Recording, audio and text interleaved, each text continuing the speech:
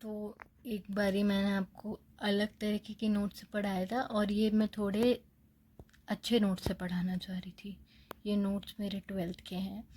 तो मैंने एक दिन मैं ऐसी देख रही थी और सडनली मेरे को लगा कि मुझे अपने नोट्स शेयर करने चाहिए। तो अब ये मुझे नहीं पता आपके हिसाब से अच्छे हैं कि नहीं, बट मैं आपको मेन पॉइंट्स बता देती हूँ। तो इंडियन इकोनॉमी में बेसिकली 3 पार्ट्स से देखा जाएगा। अपन देखते हैं कि पहले तो ब्रिटिशर्स नहीं आए थे तो इंडियन इकोनॉमी कैसी थी, फिर ब्रिटिशर्स आए तो इंडियन इकोनॉमी कैसी थी, और ब्रिटिशर्स चले गए तो इंडिया की हालत कैसी थी, इंडिया की इकोनॉमी कैसी थी बिफोर अराइवल। अब पहले मतलब जब ब्रिटिशर्स नहीं आए थे तो इंडिया बहुत ही ज़्यादा प्रॉस्पेरस था।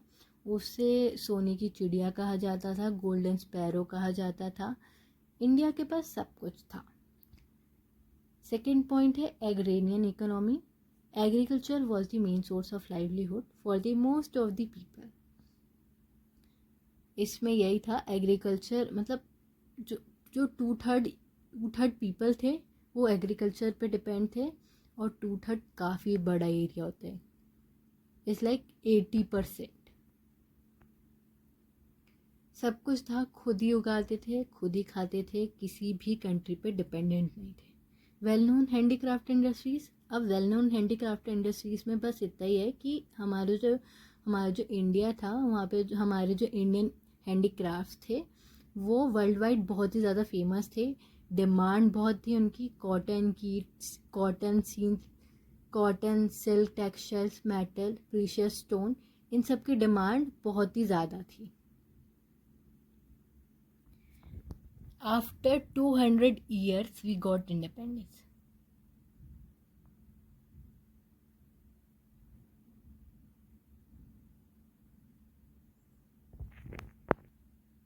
ड्यूरिंग ब्रिटिश रूल, जब ब्रिटिशर्स आ गए तो इंडियन इकोनॉमी कैसी थी। Britishers start their empire in India by battle of Plassey. मैंने आपको पहली वीडियो में बताया था कि जो ब्रिटिशर्स थे वो कब आए थे, बैटल ऑफ प्लासी में आए थे।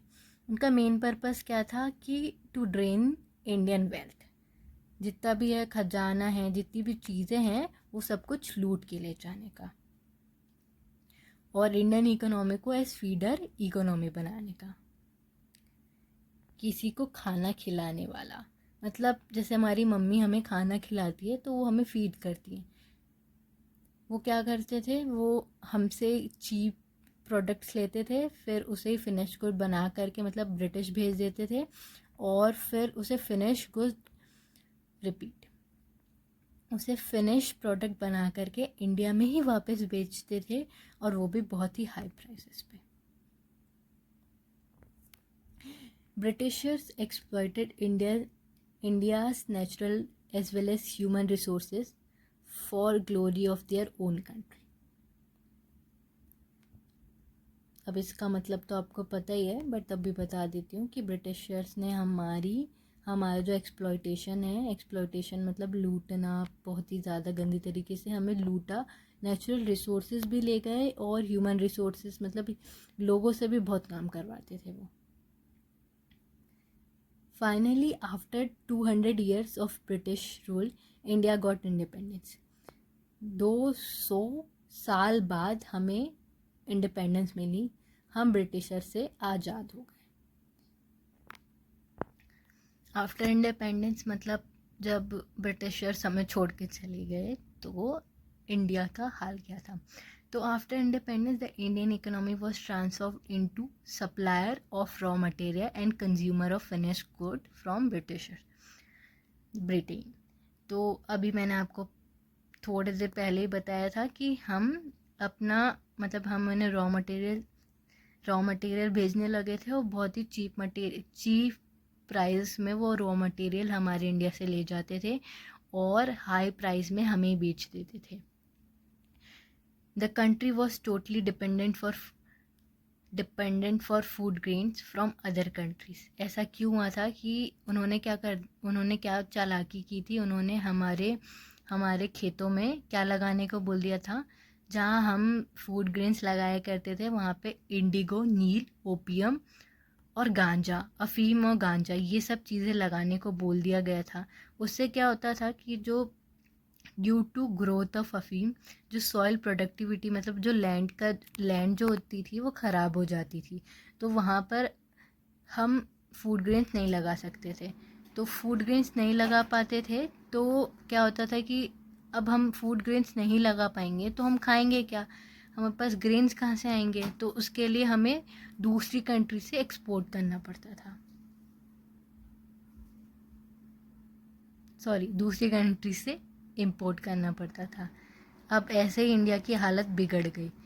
इंडिया की इकोनॉमी बहुत ही ज़्यादा कमज़ोर हो गई थी, बहुत ही ज़्यादा पिछड़ी हो गई थी।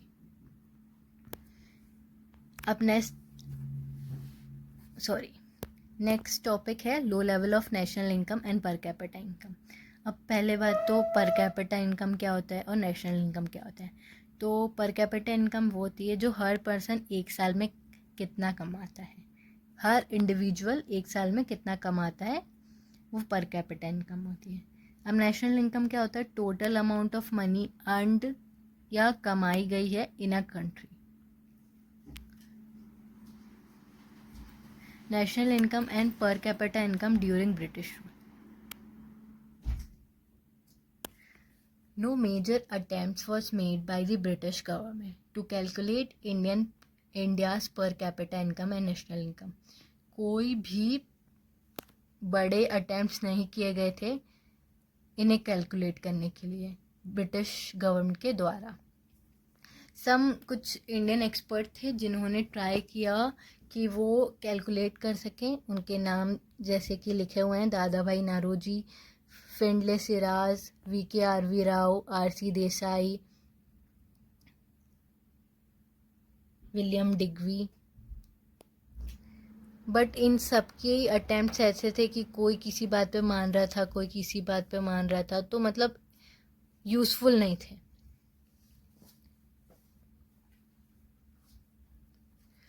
बट सिर्फ डॉक्टर राव के जो अटेम्प्ट्स थे वो काफ़ी यूज़फुल थे। अब एग्रीकल्चर पे आ जाऊँ तो before arrival of britisher the condition of agriculture was not satisfactory. More than 80% of countries population was dependent on agriculture for their livelihood. मतलब जब ब्रिटिशर्स नहीं आए थे तो जो हमारा इंडियन एग्रीकल्चर था, मतलब जो पूरी 80% जनता थी वो एग्रीकल्चर पे डिपेंड करती थी। हम उसके अलावा कुछ करते ही नहीं थे। आपने कभी सुना होगा कि हमारे पर दादा खेती करते थे या फिर फार्मर थे, तो मोस्टली आप सबसे ही सुनोगे तो उनके पर दादा खेती ही करते थे मोस्टली। तो हम सिर्फ खेती पर डिपेंडेंट थे, हम सिर्फ एग्रीकल्चर पर डिपेंडेंट हैं। हम इतना एग्रीकल्चर करते थे, उसके बाद भी हमारे पास इतना फूड नहीं था, ना ही इतना रॉ मटेरियल था इंडस्ट्रीज़ के लिए। अब मेन रीजंस क्या थे स्टैग्नेशन इन एग्रीकल्चर सेक्टर, मतलब कि कमियां क्या थी। तो सबसे पहले तो लैंड सेटलमेंट सिस्टम। अब लैंड सेटलमेंट सिस्टम वही आपने काफ़ी बार सुना होगा, बट उसके बाद भी मैं आपको बता देती हूँ। The most important reason for stagnation in agriculture sector was the ज़मींदारी system. ज़मींदारी system वही होता है कि क्या होता था कि इंडियन फार्मर्स जो होते थे उन्हें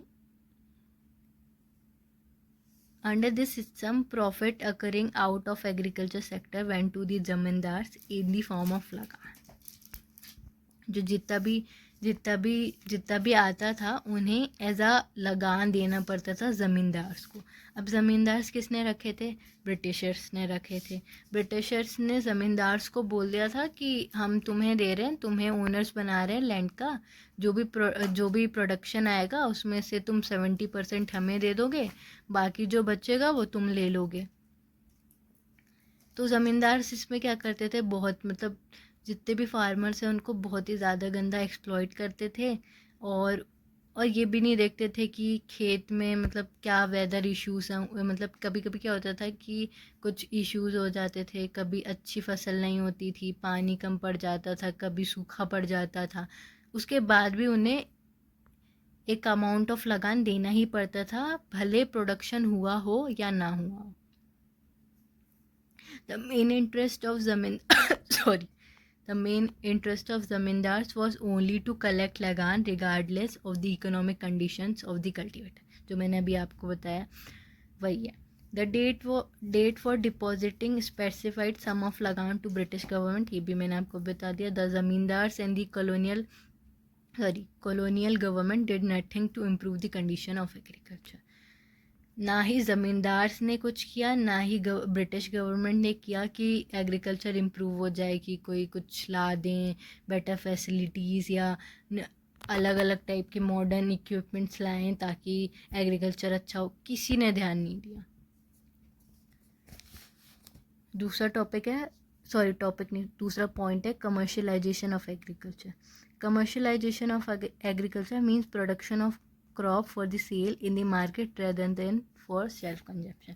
तो जो इंडिया था, इंडिया में जो फार्मर्स थे वो क्या करते थे, सिर्फ अपने लिए उगाते थे और अपने लिए खाते थे. वो कभी मतलब उन्होंने कभी बेचने का सोचा ही नहीं था. बट जब ब्रिटिशर्स आए तो उन्होंने क्या करवा दिया कि उन्होंने जो मतलब एग्रीकल्चर है वो आप इतना लगाओ कि उसे आप बेच पाओ मार्केट में. During the British rule farmers was given higher price for producing cash crop.